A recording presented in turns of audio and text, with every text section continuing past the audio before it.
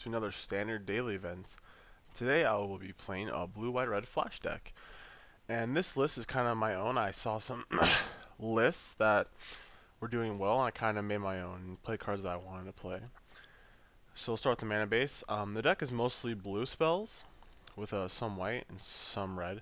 So almost all the lands produce blue mana. There's 4 Glacial Fortresses, 4 Hollowed Fountains, 4 Steam Vents, and 4 Sulphur Falls. Then also 2 3 Clifftop Retreats, and 2 Sacred Foundries. Then also Plains and 2 Mountains and a Moorland Haunt.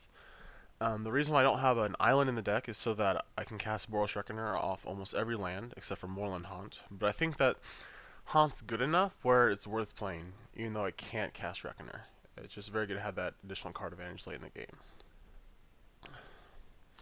So the deck runs off this card advantage and tempo. So for cyclers, I have 3 Thought Scours, 4 Azorius Charms, also function as creature removal.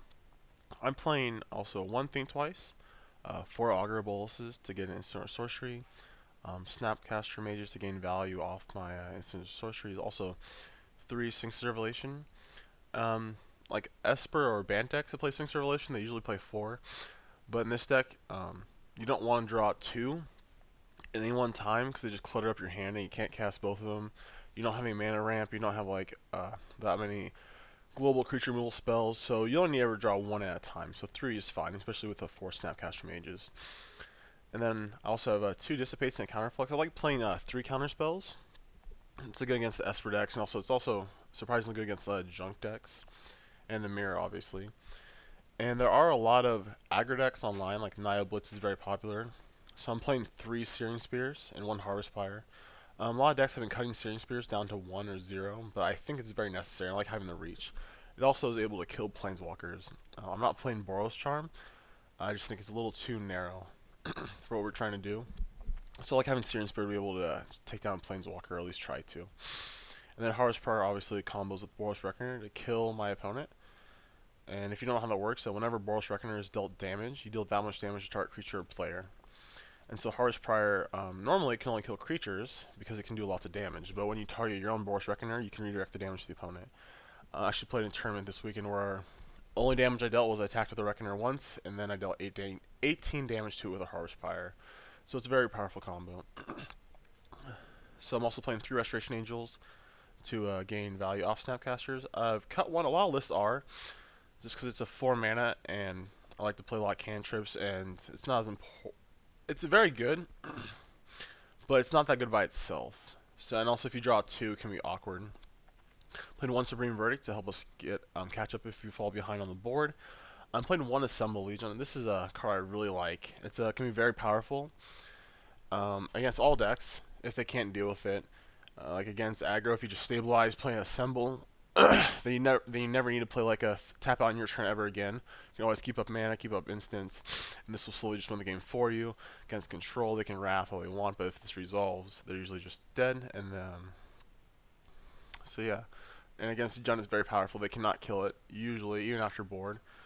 Some Jund lists have started to play Acidic Slime, so that can kill it, but most don't still. So if we go to the sideboard, I have 1 more Summon Legion for control matchups, especially Jund, like I said. I have 2 Jason Memory Depths for control mirrors like the Blue White Red or Esper. I'm playing 2 Supreme Verdicts for creature decks. I really just want to always draw 1, so I want to go up to 3 in those scenarios. I'm playing 2 Clone. I love Clone. This is a very powerful card against Jund and also Junk. Being able to kill their Olivia, which can be hard to do sometimes, or clone a Thragtusk. That's awesome. I've done that before, where you clone a Thragtusk and Restoration Angel, blink it, and get the Thragtusk again. Lots of value off that. A Detention Sphere. Just like Assemble Legion is good, it's also very good against us if it resolves. We can't deal with it. So I have 1 Overing type effect in the sideboard. Then we have 2 Negates and a Dispel for more counter magic. Also trying out Electrickery. I haven't actually been able to use it yet, but it seems very good against Naya Bliss. They have a lot of X1s like Champion if it's turn 1, Boros Elite, Lightning Mauler, Mayor of Averbrook. So it can kill that. It can get it can 2-for-1 them pretty easily too. And then for the junk matchups and also other kinds of Reanimator, I have 2 Purify the Graves and Tormod's Crypts.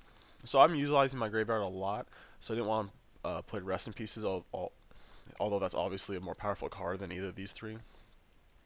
But Purify the Grave can be very good. Sometimes it can be like a time walk. If they go to just cast Umbrella Rites, you can Purify the Grave and then just waste their whole turn. So it's pretty awesome. And so that's the deck. Hopefully we can do well. And we'll see how it goes. I'll see you at the start of round 1.